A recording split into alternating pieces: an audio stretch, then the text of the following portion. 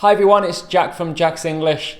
Today I have a subject that's very dear to my heart because all my students do it. We need to stop translating.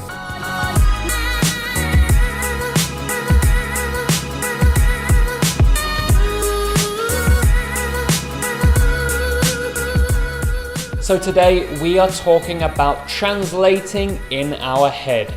Now this can be okay when you're learning a new word and you just need a little extra help to understand that vocabulary. But on the whole, we shouldn't be translating in our head. We should try to think in our target language. So today I'm going to give you 5 strategies to help you with that. My first strategy is the easiest one, and that is to label things around you. This is a great habit to make, especially if you're a beginner. Look around you and just label objects. So I'm in my office now, so I can see a door, I can see a clock, I can see a window with the sun shining outside. This is a great way to just build the basic habit of labeling things in English rather than your native language. This is a very simple activity, but it's the foundation for the activities I'm going to teach you in this video. My next strategy is to think in English.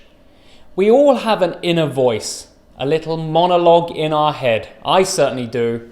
When I'm going through the city and I'm looking out the window, I'm thinking, oh, it's a nice day today. What am I going to do? What am I going to eat for dinner? I'm very often thinking about food. So this is an opportunity to think in English. Our inner voice can be forced to think in English. So try to do that when you're on the bus or you're walking to work or you're driving. Try to think about some of the things you'd normally think about. Perhaps it's food, perhaps it's your activities later on, perhaps it's work. Try to think in English, just simple sentences, and this will build a habit that will help you avoid translating in your head. My third strategy is note-taking. Another thing we all do is note-taking. Obviously, it's changing nowadays with smartphones and tablets and all these different types of technology, but I actually think that that's giving us more opportunity to do note-taking. So try doing things like writing your shopping list in English, writing your to-do list in English. Even if you don't normally do a to-do list, perhaps this is a good opportunity to start. You can write your to-do list for the day or the next day or even a weekly plan in English. Another type of note would be things that you do online, little comments in forums or comments on YouTube videos. This is a great way to start forming small sentences and just being more active with English. My fourth tip is immersion. Surround yourself with English. Now, this is one of those things that, of course, I always tell my students, and my students always say, yes, but they don't do it. So try these ways of immersing yourself in English. Change your phone language or tablet language, whatever it is, to English. You could do the same with your laptop, computer, your camera, whatever it is. Try to set the language to English. And even if it's hard, this is a really great way to get yourself more familiar with English. Some other things you can do: play computer games in English. Make sure you set the language to English. Read books. Of course, listen to podcasts. There's so many great podcasts. And listen to the radio. Even though it's very hard, perhaps you're understanding just 5 or 10%, this is a great way of getting your brain working in English, thinking in English, processing the English language. So I think number 4 is a really important strategy. My 5th strategy is something I've said so many times. It's a verbal diary. You know what to do by now. At the end of the day, you've got to talk about your day. But let me give you some more specific tips. Firstly, for you beginners out there, keep it simple. We just want times and actions. We want it in the order of the day from when you woke up to when you go to sleep.